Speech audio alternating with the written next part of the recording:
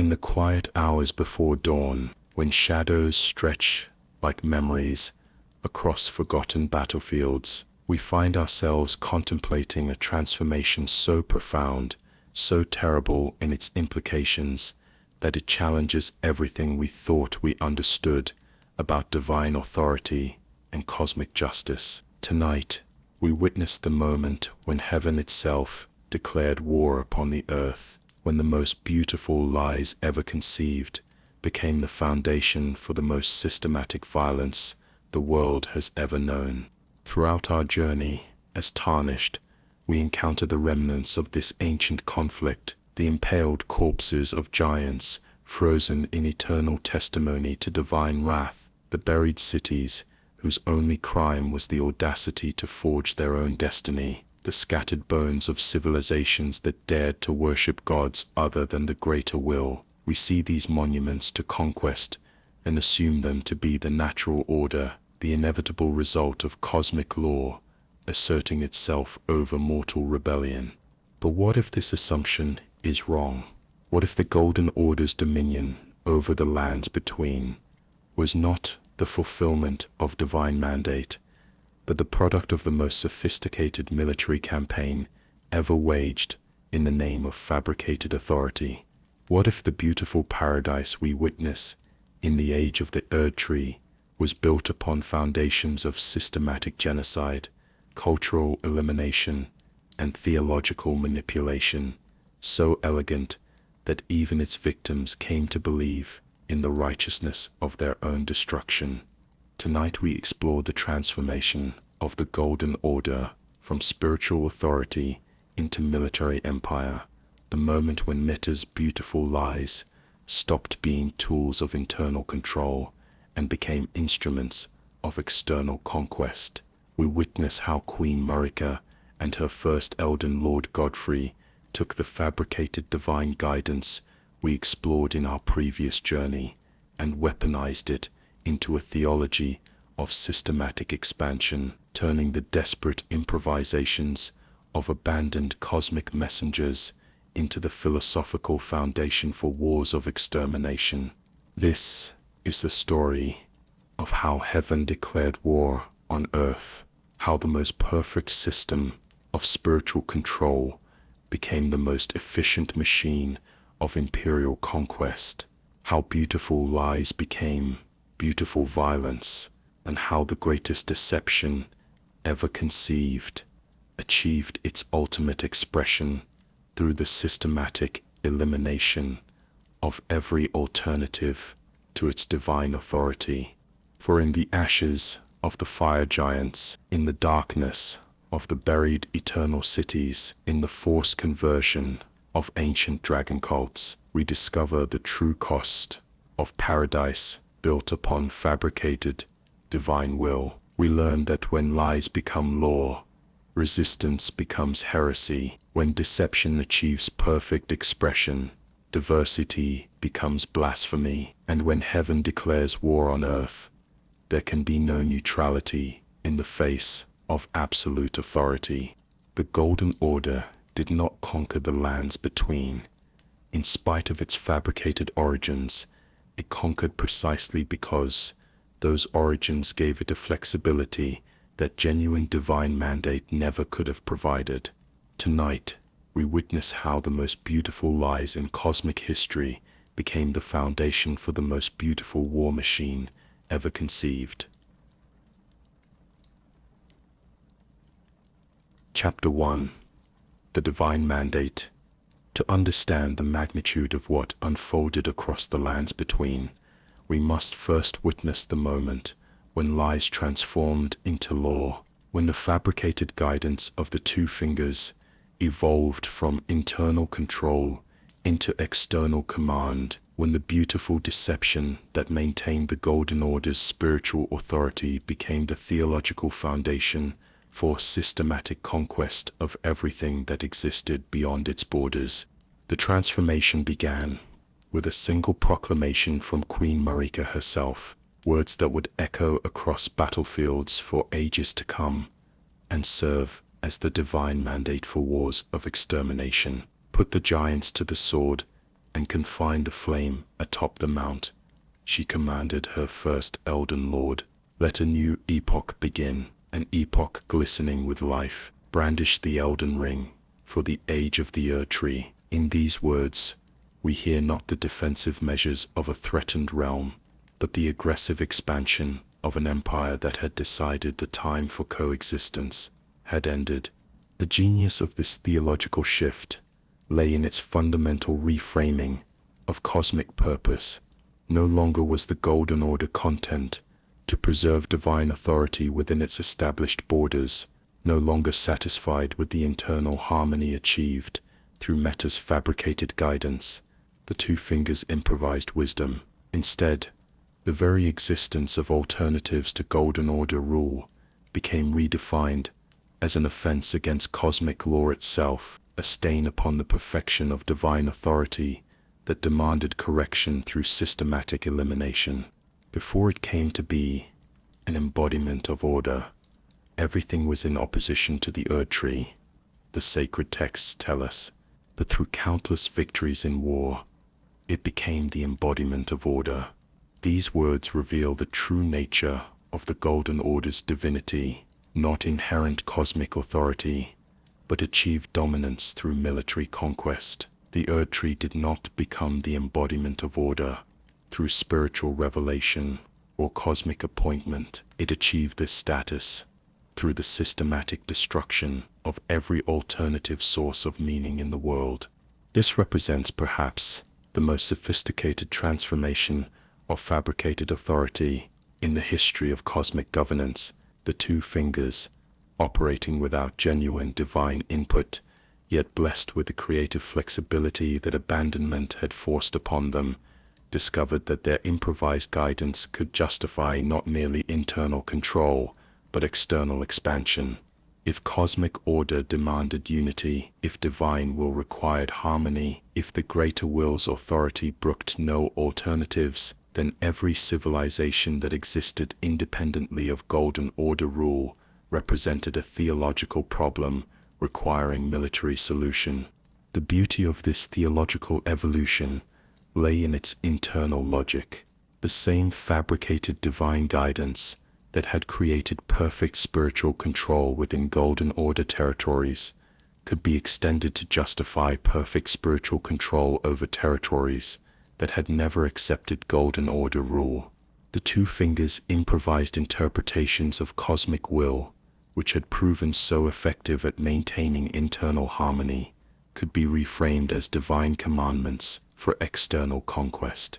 The lies that had created paradise could be used to expand that paradise to encompass the entire world, regardless of what that expansion might cost in terms of cultural diversity, civilizational complexity, or simple mortal life.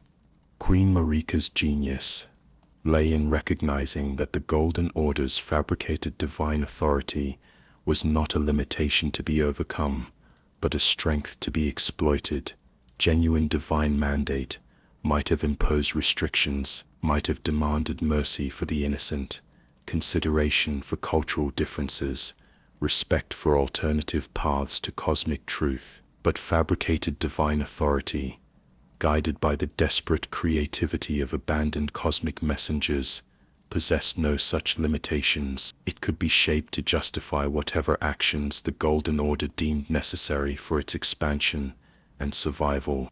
The theological framework that emerged from this recognition was elegant in its simplicity and terrifying in its implications.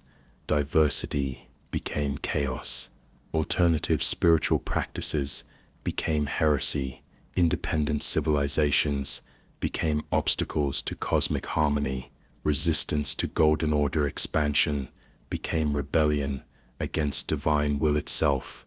Every aspect of the world that had not been shaped by the two fingers' fabricated guidance was reframed as a problem requiring correction. This represents the moment when the beautiful lies of the Golden Order stopped being tools of preservation and became instruments of transformation. No longer content to maintain the paradise they had created through deception, the architects of this cosmic fraud decided that paradise itself demanded expansion. The same fabricated divine authority that had justified the elimination of internal alternatives to Golden Order rule could be extended to justify the elimination of external alternatives as well. The transition from defensive spirituality to aggressive imperialism was seamless, precisely because it was built upon the foundation of fabricated authority. In this transformation, we witness the ultimate expression of how beautiful lies become beautiful violence.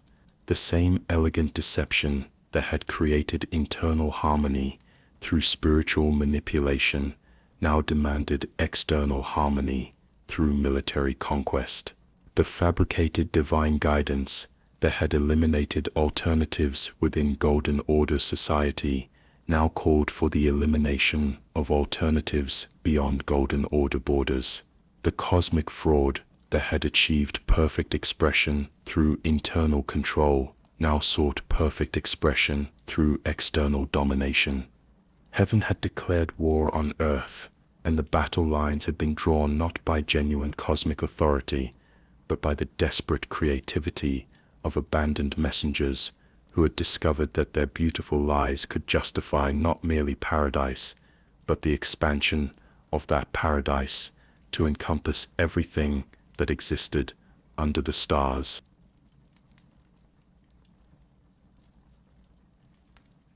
Chapter 2. The Golden Host Assembles. When heaven declares war upon earth, it requires more than divine mandate to achieve victory. It demands the transformation of spiritual authority into military might, the conversion of theological conviction into strategic capability, the evolution of a system designed for internal control into a machine optimized for external conquest. The Golden Order's response to this challenge represents one of the most sophisticated examples of institutional militarization in the annals of cosmic history. At the center of this transformation stood a figure whose very existence embodied the fusion of divine authority with military prowess. Hoaralus, the barbarian chieftain of the Badlands, who would become known to history as Godfrey, first Elden Lord. His recruitment represents perhaps the most calculated decision in the Golden Order's evolution from spiritual movement to imperial power, the recognition that fabricated divine authority, no matter how elegant in its deception, required genuine military capability to achieve its expanded ambitions. Lord Godfrey was a ferocious warrior, the ancient records tell us.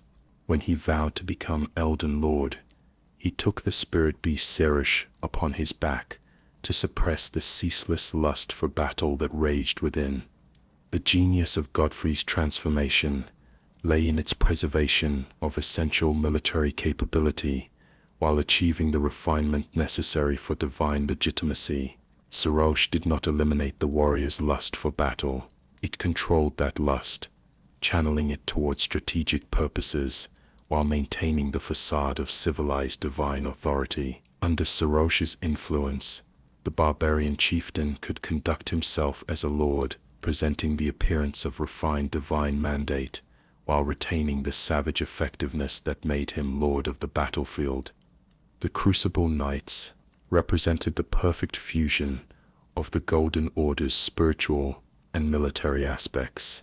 Their connection to the primordial form of the Erdtree provided theological legitimacy for their actions, while their supernatural abilities, the Round Table Hold itself, underwent transformation to serve this expanded mission. No longer merely a gathering place for champions seeking spiritual guidance, it evolved into the strategic command center for systematic military operations. The same institution that had once served to coordinate the internal harmony of Golden Order society now functioned as the headquarters for external conquest. The sacred hub that had distributed fabricated divine wisdom to maintain internal order now distributed military commands to achieve external domination. This represents perhaps the most elegant example of institutional adaptation in cosmic history. Every element of the Golden Order's spiritual infrastructure was seamlessly converted to serve military purposes without losing its essential character or legitimacy. The same two fingers, whose wordless communications had maintained internal harmony, now gestured toward external targets. The same finger readers, who had interpreted divine guidance for spiritual seekers, now translated cosmic will into military objectives. The same sacred rituals that had preserved internal order now blessed the weapons of external conquest. The genius of this militarization lay in its preservation of the Golden Order's fundamental identity, while dramatically expanding its capabilities. To external observers, the Golden Order remained a spiritual movement guided by divine authority and cosmic wisdom. Yet beneath this veneer of religious legitimacy operated one of the most sophisticated military machines ever assembled, a force capable of systematic conquest on multiple fronts, coordinated through a command structure that maintained the appearance of divine guidance while achieving the efficiency of professional military organization. In this militarization, we witness the ultimate expression of how fabricated divine authority achieves practical power. The lies that had created perfect internal control now generated perfect external conquest capability. The deception that had maintained spiritual harmony now provided the foundation for military efficiency. The beautiful fraud that had achieved paradise through internal manipulation now sought to expand that paradise through external force. Heaven had not merely declared war on earth, it had transformed itself into the most effective war machine cosmic history had ever produced, all while maintaining the illusion that its actions served spiritual rather than imperial purposes. The Golden Host had assembled, and the systematic conquest of the world could begin.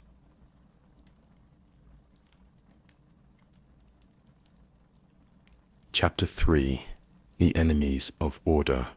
Before heaven can declare war upon earth, it must first identify its enemies.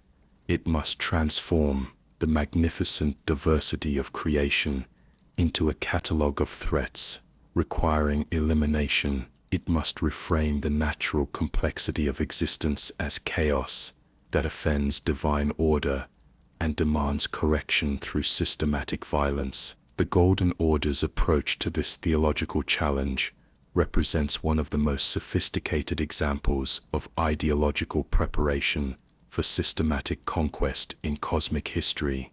The process began with a fundamental redefinition of what constituted legitimate existence within the cosmic order. No longer would diversity be celebrated as evidence of creation's abundance. No longer would alternative spiritual practices be tolerated as different paths to cosmic truth.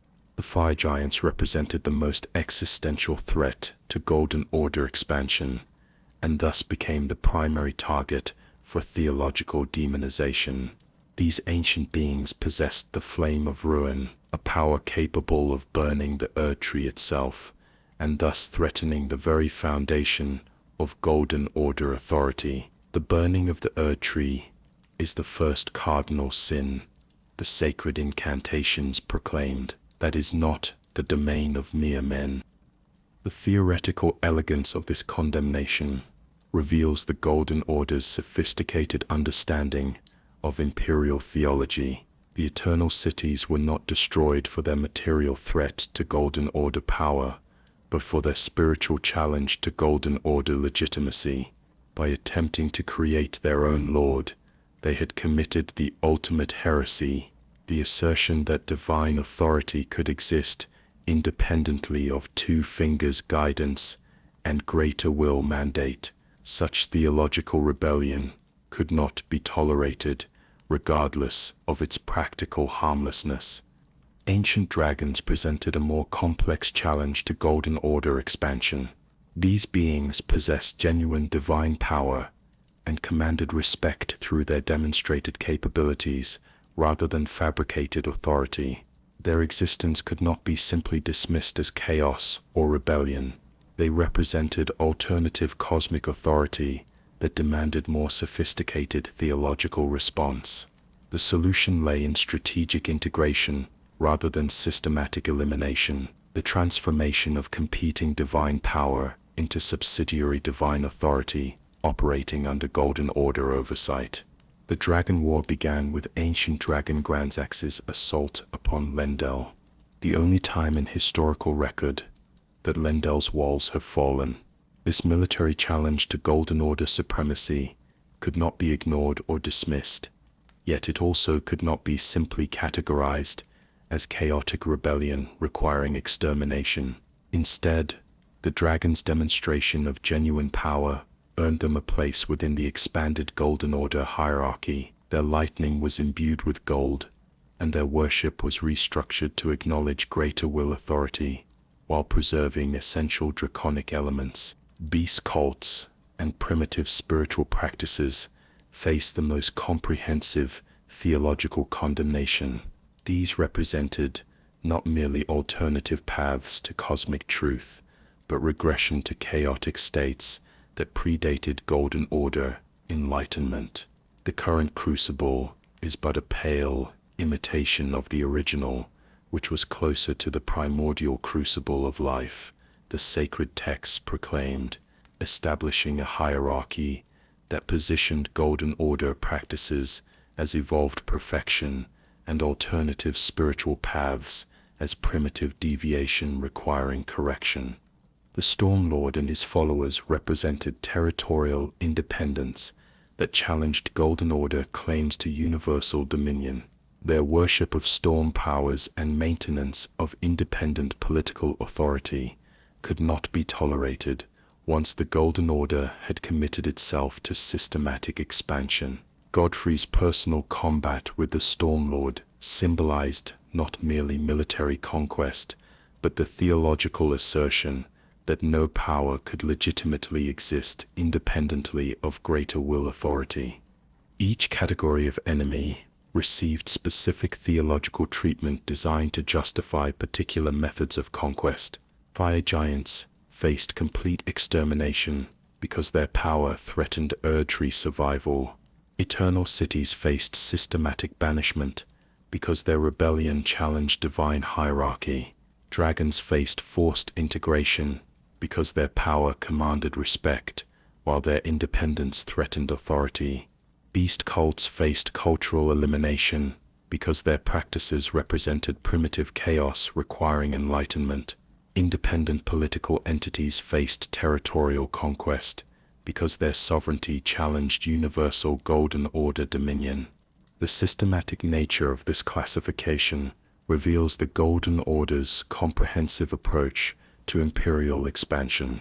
Every possible alternative to their authority was identified, categorized, and assigned appropriate methods of elimination or integration. No form of independent existence was permitted to remain outside their expanding definition of cosmic order. The natural diversity of creation was transformed into a catalog of problems requiring military solution. This represents perhaps the most sophisticated example of theological preparation for systematic conquest in cosmic history.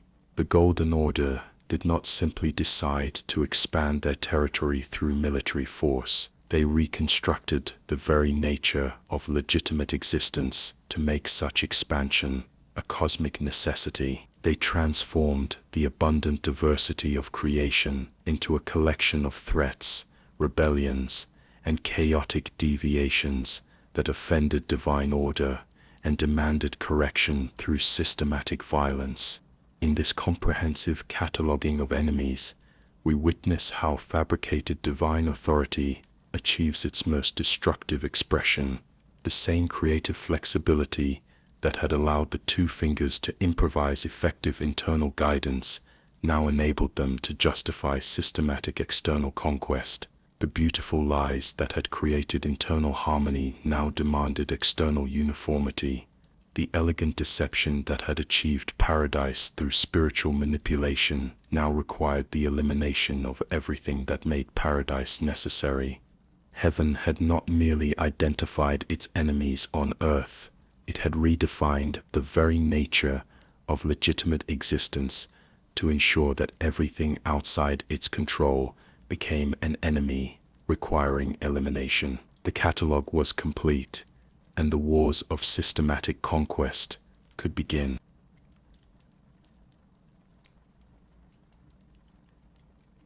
Chapter 4. The Theology of Conquest.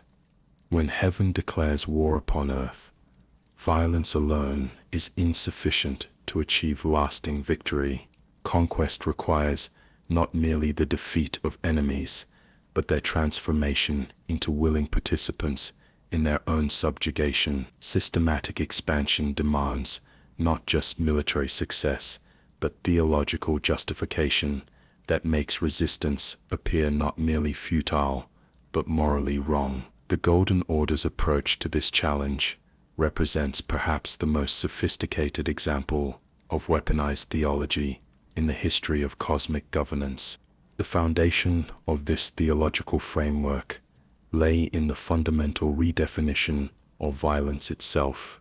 No longer would military conquest be understood as the imposition of superior force upon unwilling subjects. No longer would systematic expansion be recognized as imperial ambition seeking territorial control. No longer would the elimination of alternatives be acknowledged as the destruction of legitimate diversity. Instead, every act of Golden Order violence was reframed as cosmic mercy. Every campaign of conquest transformed into divine intervention. Every elimination of alternatives presented as liberation from chaotic confusion.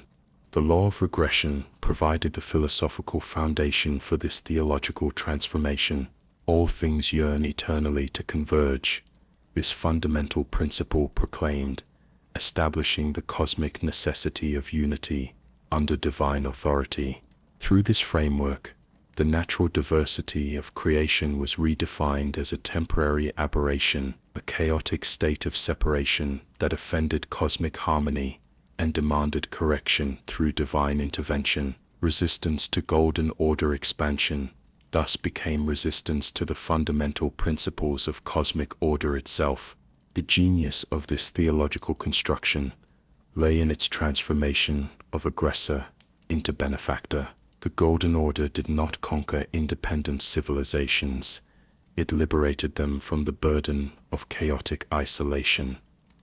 It did not eliminate alternative spiritual practices, it rescued confused souls from primitive delusion. It did not destroy cultural diversity, it gathered scattered fragments of creation into harmonious unity under divine guidance. Every act of systematic violence became an expression of cosmic compassion for beings too limited to understand their own need for salvation.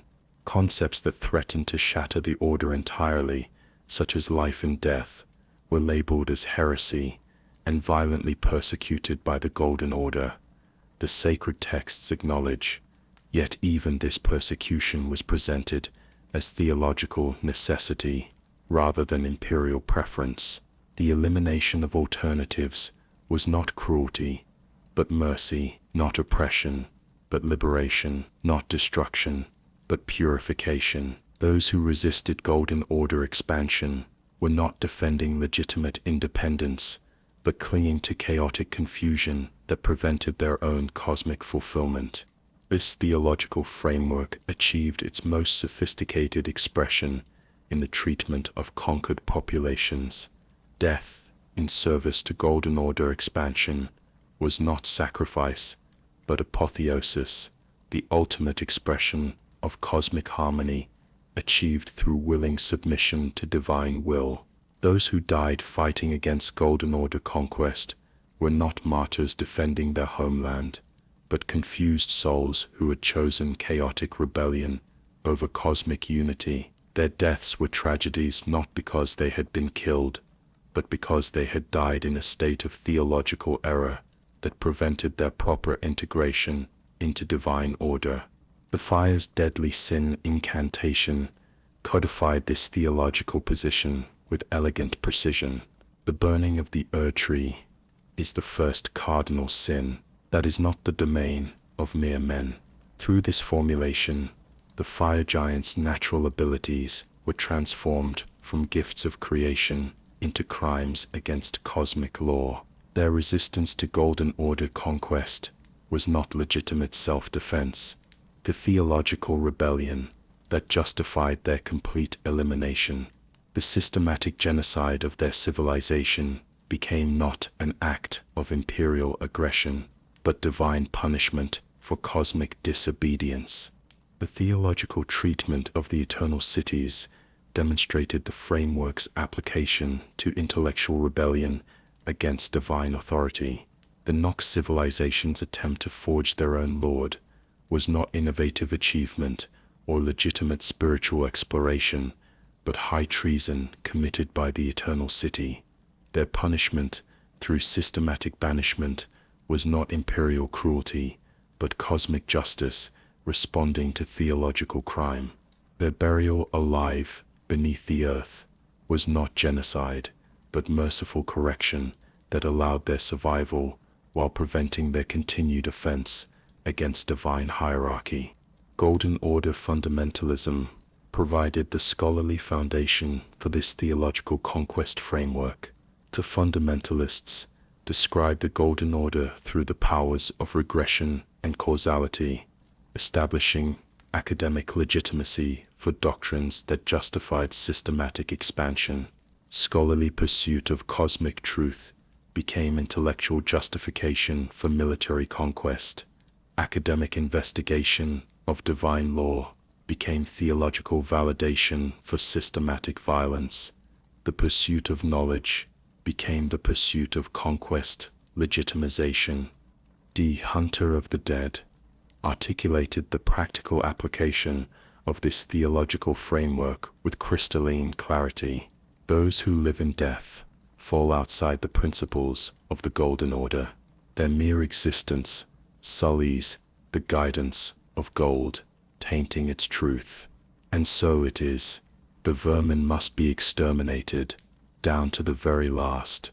The language reveals the complete theological transformation of genocide into pest control, of systematic elimination into cosmic maintenance, of cultural destruction into spiritual purification.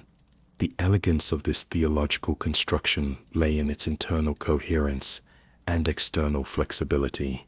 Every possible form of resistance to Golden Order expansion could be categorized as some form of theological error requiring correction.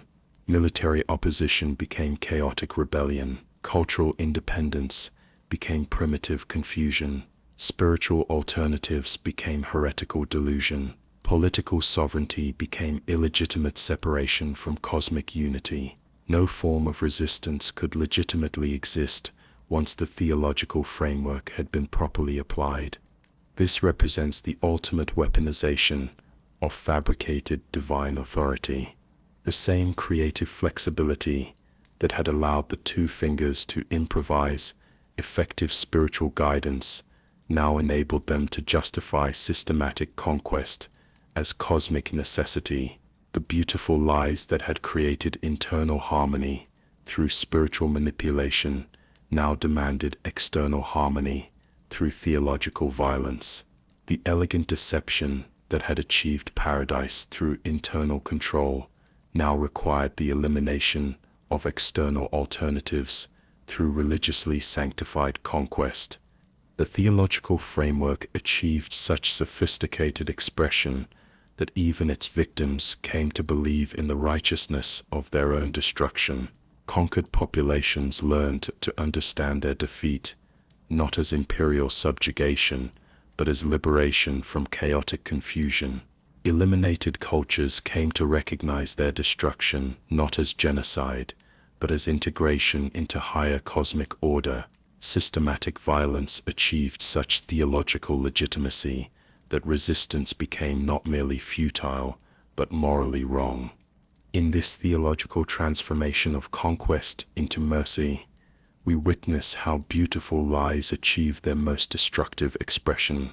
The same fabricated divine authority that had preserved internal order through elegant deception now justified external conquest through theological manipulation. Violence became virtue, conquest became compassion, genocide became grace. The systematic elimination of alternatives became the ultimate expression of divine love for confused creation, seeking unity under perfect authority.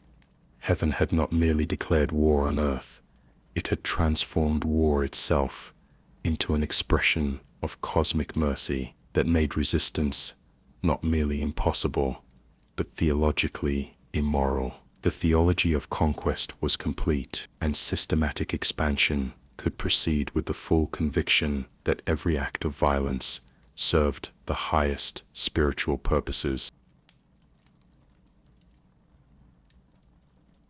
Chapter 5. The First Campaigns. Theory transforms into practice only through the crucible of actual conflict. Theological frameworks prove their worth only when tested against the resistance of those who refuse to accept their divine legitimacy. The most elegant justifications for conquest mean nothing until they encounter the brutal reality of civilizations willing to fight for their continued existence. The Golden Order's initial military campaigns represent the moment when beautiful lies about cosmic necessity confronted the ugly truth of systematic violence required to make those lies reality. The early conquests began not with the dramatic wars that would define the age, but with smaller, more manageable targets that allowed the Golden Order to refine its methods and test its capabilities. Godfrey led these knights into different corners of the lands between and captured each one after the other, the chronicles tell us, revealing the systematic nature of this expansion. These were not desperate defensive battles or opportunistic raids, but calculated campaigns designed to perfect the techniques of conquest while building momentum toward larger objectives. These initial victories served multiple strategic purposes beyond mere territorial expansion. Each successful campaign provided practical experience in the application of theological conquest frameworks to real military situations. Each defeated enemy demonstrated the effectiveness of Golden Order military doctrine while identifying areas requiring improvement. Each integrated population became a laboratory for testing methods of cultural transformation and spiritual conversion. The smaller conquests were not ends in themselves, but preparation for the systematic campaigns that would reshape the fundamental character of the world. The Crown of Godfrey records the progression of these early victories with understated precision. The age of the Erdtree began amongst conflict, when Godfrey was lord of the battlefield. This acknowledgement reveals the foundational role of violence in establishing Golden Order dominion. The age of supposed cosmic harmony and divine peace began through systematic military conquest.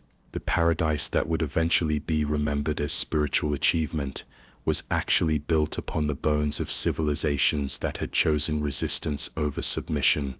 The practical lessons learned during these early campaigns proved crucial to the Golden Order's later success in larger conflicts. Military formations were tested and refined, supply lines were established and optimized. Coordination between different types of forces was perfected through actual combat experience. The supernatural abilities of Crucible knights were integrated with conventional military tactics. Fire monks developed specialized incantations for specific battlefield conditions. Tree sentinels adapted their protective techniques to counter new forms of resistance. Perhaps most importantly, these early campaigns allowed the Golden Order to perfect its methods of post-conquest integration. Defeated populations had to be transformed from resistance to acceptance, from independent cultural identity to willing participation in Golden Order structures, from alternative spiritual practices to orthodox theological compliance. The techniques developed during these smaller conquests would prove essential when applied to larger civilizations with more complex cultural traditions and deeper spiritual commitments. The systematic nature of these campaigns reveals sophisticated strategic planning that extended far beyond immediate military objectives. Each conquest was coordinated with broader patterns of expansion designed to isolate larger targets and prevent the formation of defensive alliances. Independent territories were conquered in sequences that maximize Golden Order advantages while minimizing opportunities for coordinated resistance. The timing of campaigns was calculated to exploit seasonal conditions, political instabilities, and cultural vulnerabilities that could be identified through careful observation and intelligence gathering. The development of specialized religious infrastructure during these campaigns reveals the Golden Order's commitment to permanent transformation rather than temporary occupation. Churches were constructed according to standardized designs that could be replicated across conquered territories. Priests were trained to provide orthodox theological instruction adapted to local cultural conditions. Religious festivals and ceremonies were established to replace traditional spiritual practices with Golden Order equivalents. The goal was not merely military control, but cultural transformation that would make future resistance impossible. The psychological impact of these early victories proved as important as their military value. Each successful conquest demonstrated Golden Order power to potential future targets while providing momentum for increasingly ambitious campaigns. Resistance began to seem futile as word spread of systematic defeats suffered by those who had chosen to oppose Golden Order expansion. Collaboration began to appear practical as potential targets recognized the benefits of voluntary submission over forced conquest. The early campaigns created psychological conditions that made later victories easier to achieve. Most significantly, these initial conquests allowed the Golden Order to test and refine its theological justifications for systematic violence. Each campaign provided opportunities to observe how conquest theology functioned under actual battlefield conditions. Modifications were made to improve the effectiveness of ideological preparation for violence. Techniques were developed for maintaining theological conviction among Golden Order forces while managing moral challenges posed by the reality of systematic conquest. The beautiful lies about cosmic necessity were tested against the ugly truth of what cosmic necessity actually required in practice. The successful completion of these early campaigns established the Golden Order as a proven military power capable of systematic expansion. More importantly, it demonstrated that fabricated divine authority could be successfully weaponized into practical conquest capability. The lies that had created internal harmony had proven equally effective at achieving external domination.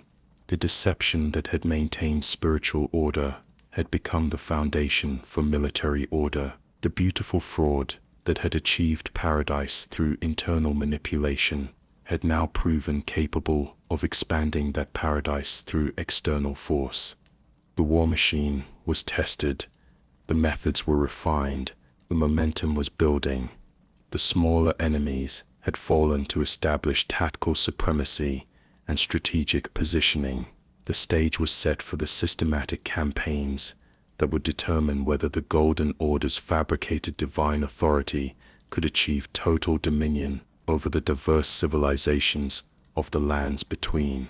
The first campaigns were complete, and the real wars could begin.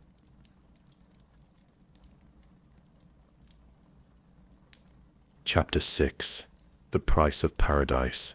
As the Golden Order's ambitions expanded beyond manageable conquests towards systematic transformation of the world itself, the true cost of paradise, built upon fabricated divine authority, began to reveal itself.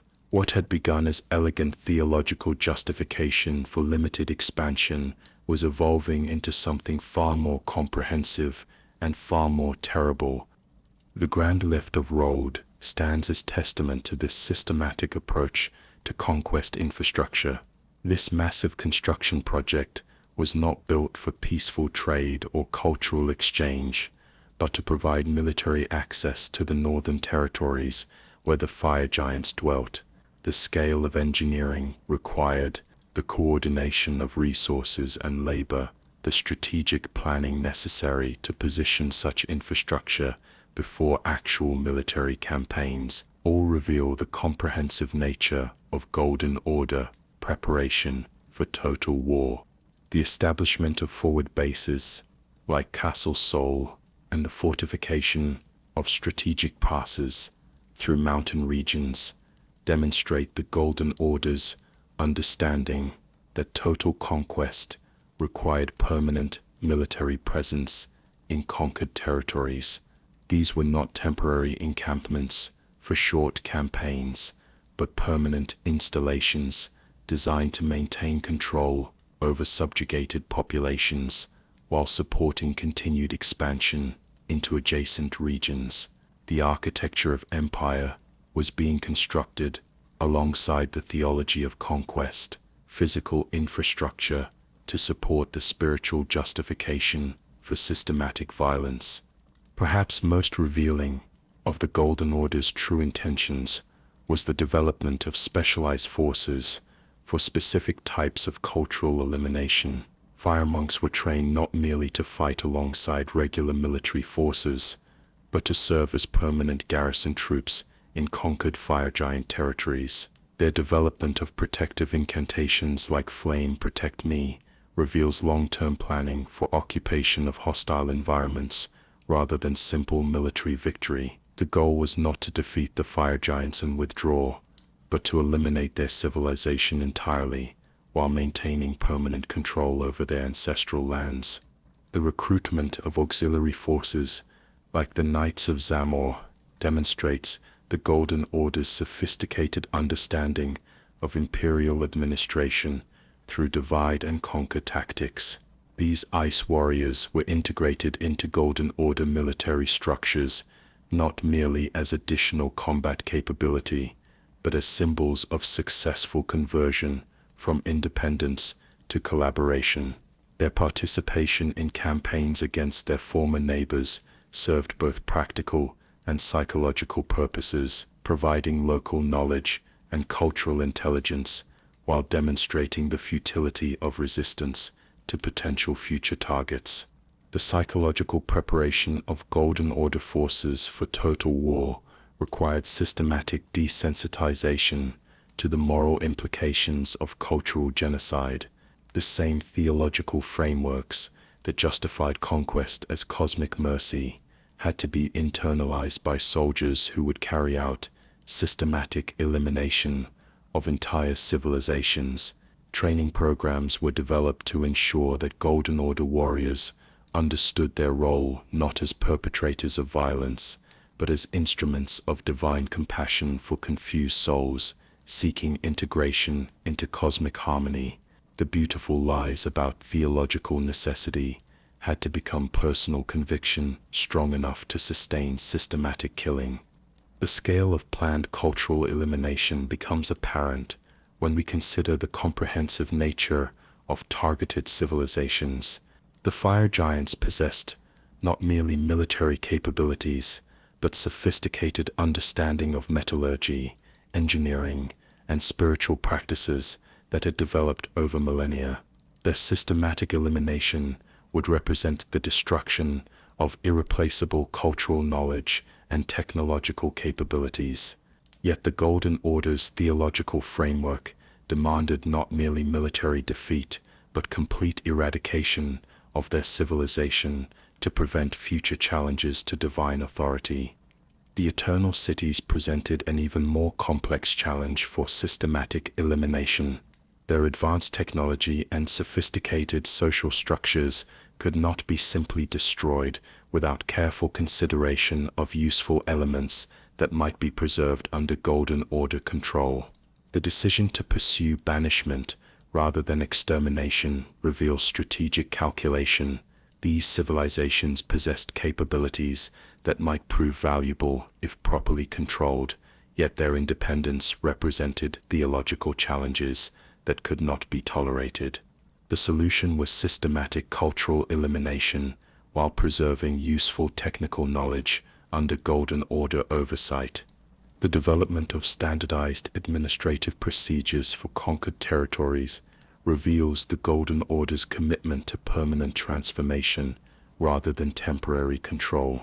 Church construction followed identical architectural patterns across all conquered regions, establishing visual symbols of cosmic unity while eliminating local architectural traditions. Religious festivals were standardized to replace indigenous spiritual practices with orthodox Golden Order celebrations. Educational systems were implemented to ensure that conquered populations learned proper theological understanding while forgetting their pre-conquest cultural traditions. The point of no return was reached not through any single decision, but through the accumulated weight of infrastructural commitments that made peaceful coexistence impossible. The construction of conquest infrastructure represented investments that could only be justified through successful completion of systematic expansion. The training of specialized elimination forces created military capabilities that demanded utilization to validate their existence. The development of administrative systems for cultural transformation required conquered populations to justify their implementation. The Golden Order had committed itself to total conquest through the very preparations necessary to make total conquest possible. The economic costs of systematic conquest reveal the comprehensive nature of the Golden Order's commitment to cultural elimination. Resources that might have been invested in internal development were redirected toward military expansion. Most tragically, the human cost of this systematic preparation began to transform the Golden Order itself in ways that its architects may not have fully anticipated. The same forces being prepared for cultural elimination of external targets were being trained to accept systematic violence as normal and necessary. The same administrative systems being developed for managing conquered populations were creating bureaucratic machinery capable of implementing any policy deemed theologically necessary. The same theological frameworks being used to justify external conquest could potentially be applied to internal populations who might be deemed insufficiently orthodox in their cosmic devotion. The Golden Order had reached the moment when its beautiful lies about cosmic necessity demanded such comprehensive violence that peaceful alternatives became impossible to imagine. The infrastructure of systematic conquest was complete. The forces of cultural elimination were prepared.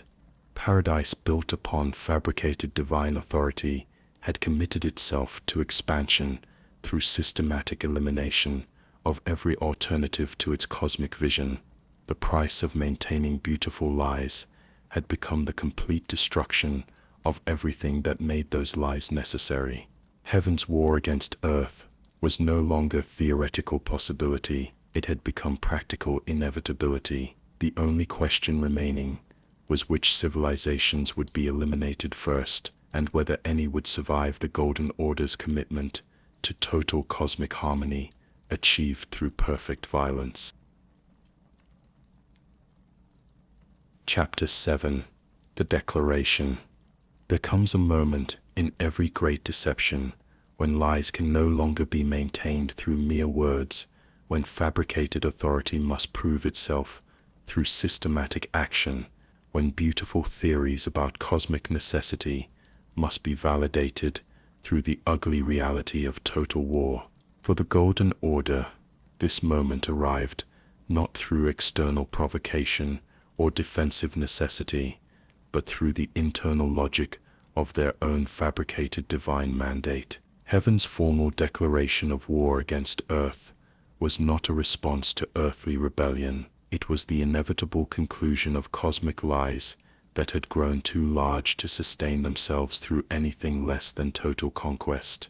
The final theological pronouncements that preceded systematic warfare reveal the Golden Order's complete transformation from spiritual movement to imperial war machine. No longer were alternative civilizations merely obstacles to cosmic harmony. They had become active threats to divine order that demanded immediate and total elimination. No longer were conquest campaigns defensive measures to protect Golden Order territories. They had become sacred obligations to cleanse creation of chaotic elements that offended divine perfection. No longer were military victories simply strategic achievements. They had become cosmic necessities required to implement greater will authority throughout the world. Queen Marika's final commands to Godfrey carried the weight of absolute divine mandate, backed by the full authority of fabricated cosmic law. Put the giants to the sword, and confine the flame atop the mount. Let a new epoch begin, an epoch glistening with life. Brandish the Elden Ring for the age of the Erdtree. These were not the words of desperate defense against immediate threats, but of systematic conquest designed to eliminate predetermined targets. The theological preparation was complete. The military capability was assembled. The infrastructure of total war was operational. Heaven had formally declared its intention to remake Earth in its own image through systematic violence. The deployment of the Golden Host across multiple theaters demonstrates the comprehensive nature of this declaration. Godfrey led the primary campaign against the fire giants in the north, while coordinated operations proceeded against other targets throughout the lands between. This was not opportunistic expansion responding to tactical opportunities, but strategic conquest, implementing predetermined plans for total territorial control. Every aspect of the campaign had been calculated in advance. Every target had been selected for specific strategic and theological reasons. Every military operation served broader purposes than mere tactical victory. The abandonment of diplomatic alternatives marks the point of no return in Heaven's war against Earth. Previously, the Golden Order had maintained at least the pretense of seeking peaceful integration of independent civilizations through spiritual conversion and voluntary submission. The final declaration eliminated these alternatives entirely. Conquest became the only acceptable relationship between Golden Order authority and external populations. Resistance was no longer treated as misguided opposition requiring patient correction, but as theological rebellion demanding immediate and total elimination. The fire giant's systematic elimination demonstrates the practical implementation of Heaven's declaration of war. This was not a conventional military campaign with limited political objectives, but a genocidal operation designed to achieve complete cultural eradication. The banishment of the eternal cities reveals the theological sophistication of systematic conquest implementation. These civilizations could not be simply destroyed because their technological capabilities might prove useful under proper oversight. Instead, they faced systematic cultural elimination while their technical knowledge was preserved for Golden Order utilization. Their burial beneath the earth represents perhaps the most comprehensive form of conquest possible, complete elimination of their political independence and cultural identity while maintaining their productive capabilities for imperial purposes. The forced integration of ancient dragon worship demonstrates the Golden Order's flexible approach to systematic conquest. These beings possessed power too great for simple elimination and respect too deep for casual dismissal. The solution involved theological transformation rather than physical destruction. Their lightning was imbued with gold, and their worship was restructured to acknowledge greater will authority while preserving essential draconic elements. This represents conquest through theological manipulation rather than military force, the achievement of total control through spiritual transformation rather than physical elimination. The systematic nature of these coordinated campaigns reveals the Golden Order's commitment to permanent transformation of the world's fundamental character. This was not conquest for territorial control or resource extraction, but systematic implementation of theological vision that demanded total cultural uniformity throughout creation. Every aspect of existence that had not been shaped by Two Fingers' guidance was scheduled for elimination or transformation. The natural diversity of the world was being systematically replaced with artificial uniformity imposed through fabricated divine authority. The completion of major conquest campaigns marked not the end of systematic warfare, but its transformation into permanent occupation and cultural maintenance. Military forces evolved into garrison troops, responsible for preventing cultural revival among conquered populations. Administrative systems, developed for conquest implementation, became permanent governmental structures for managing integrated territories. Theological frameworks created to justify systematic violence became orthodox doctrine for maintaining cosmic harmony through continued surveillance and periodic elimination of potentially rebellious elements. The psychological transformation of Golden Order society during this systematic conquest reveals the comprehensive nature of heaven's war against earth. Populations that had originally supported limited expansion for defensive purposes found themselves committed to total conquest for theological reasons they may not have fully understood. Military forces that had enlisted to protect Golden Order territories discovered themselves implementing systematic cultural elimination across the known world. Administrative officials who had sought to serve cosmic harmony found themselves managing genocidal operations justified through fabricated divine mandate. Godfrey's eventual banishment provides the final confirmation of systematic conquest completion. Then, there came a moment when his last worthy enemy fell, and grace once lost was lost again. His dismissal occurred not because of military failure or political disagreement, but because systematic conquest had achieved its objectives. No independent civilizations remained to challenge Golden Order authority. No alternative spiritual practices survived to threaten theological uniformity. No cultural diversity persisted to offend cosmic harmony. The work of systematic elimination was complete, and the warrior who had implemented heaven's declaration of war against earth was no longer necessary. The transformation was total and irreversible. Where once the lands between had supported rich diversity of civilizations, spiritual practices, and cultural traditions, now only Golden Order uniformity remained. Where once independent peoples had pursued their own paths to cosmic understanding, now only orthodox theological compliance was permitted.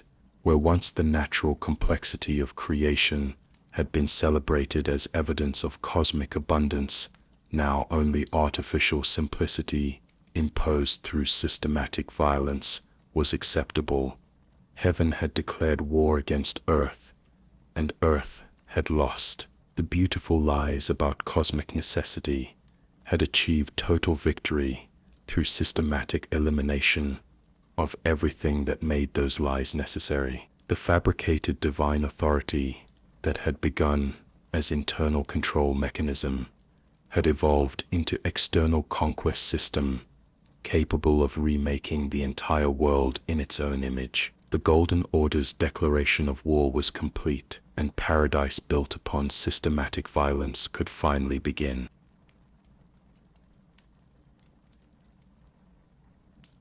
As we reach the contemplative close of our exploration into heaven's declaration of war upon earth, we find ourselves witness to one of the most profound transformations in the annals of cosmic history, the evolution of beautiful lies into beautiful violence, the metamorphosis of elegant deception into systematic conquest, the moment when fabricated divine authority achieved its ultimate expression through the complete elimination of every alternative to its cosmic vision.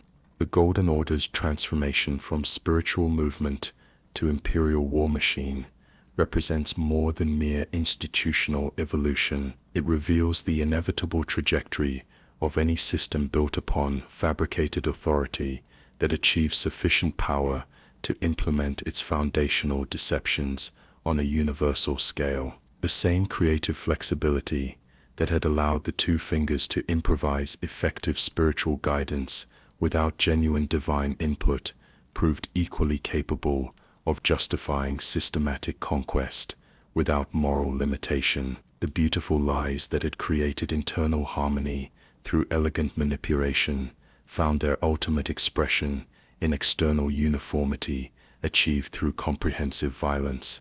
What we have witnessed in this journey is not the corruption of originally pure spiritual authority, but the logical conclusion of cosmic deception that had always carried within itself the seeds of systematic conquest. The fabricated divine guidance that eliminated alternatives within Golden Order society inevitably demanded the elimination of alternatives beyond Golden Order borders. The theological frameworks that justified internal control naturally evolved to justify external domination. The beautiful lies that had created paradise through spiritual manipulation required systematic violence to expand that paradise to encompass everything that existed under the stars. The tragic irony of heaven's war against earth lies not in its failure to achieve stated objectives, but in its complete success at implementing cosmic vision built upon fabricated authority.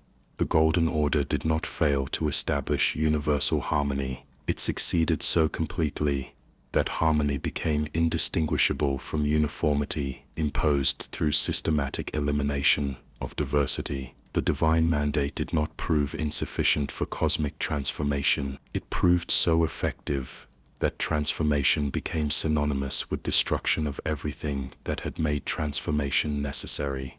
In the ashes of the fire giants, in the darkness of the buried eternal cities, in the forced conversion of ancient spiritual traditions, we discover the true cost of paradise, built upon lies so beautiful that even their victims came to believe in the righteousness of their own destruction. The systematic conquest of the lands between was not achieved despite the Golden Order's fabricated origins, but precisely because those origins provided the theological flexibility necessary to justify any level of violence required to maintain cosmic deception on a universal scale. The beautiful war machine that emerged from this process represents perhaps the most sophisticated fusion of spiritual authority and military capability in cosmic history. Every element of Golden Order society was seamlessly integrated into a system capable of systematic conquest while maintaining the appearance of divine mercy and cosmic justice. Theological frameworks justified systematic violence as cosmic necessity. Military capabilities were blessed with divine authority. Administrative systems transformed cultural elimination into spiritual liberation, The machinery of total war achieved such elegant expression that its operators believed themselves to be instruments of cosmic harmony rather than agents of imperial expansion. Yet perhaps the most profound tragedy of heaven's declaration of war against earth lies in its demonstration of how fabricated divine authority ultimately consumes even those who create and implement it. The Golden Order that achieved total conquest through systematic violence was no longer the spiritual movement that had begun with Meta's desperate vigil and the Two Fingers' improvised guidance. The paradise built upon beautiful lies had transformed its architects into something they may never have intended to become, a cosmic force capable of eliminating any alternative to its authority while maintaining absolute conviction in its own divine legitimacy. As we sit before these dying embers and contemplate the implications of what we have discovered, we find ourselves confronting questions that extend far beyond the specific history of the Golden Order's imperial expansion. What happens when lies become so beautiful that truth becomes unbearable? What occurs when deception achieves such perfect expression that reality becomes the enemy of cosmic harmony? What emerges when fabricated authority grows so powerful that the very existence of alternatives becomes a theological crisis requiring military solution?